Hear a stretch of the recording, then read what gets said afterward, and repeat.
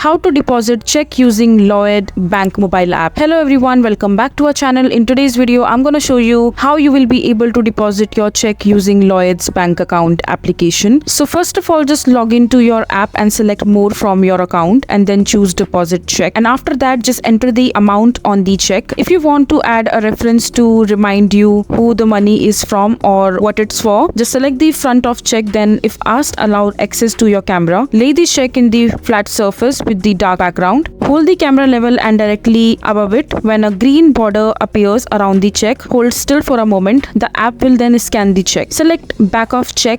Repeat the process even it's a blank. Check the details, then confirm the deposit. Keep hold of the check until the money is available. Then you can destroy it. So you can pay in checks of up to £5,000 each or a total of £5,000 a day. And the mobile banking app takes a photo of the check and read the details. It saves you a trip to the branch and money is usually available to the next working day. So this is how you will be able to deposit check using Lloyd's mobile bank application. So that is it for this video. If you find this video to be helpful, make sure to hit that like button and don't forget to subscribe to our channel for more such informative videos, and I'll see you the next time.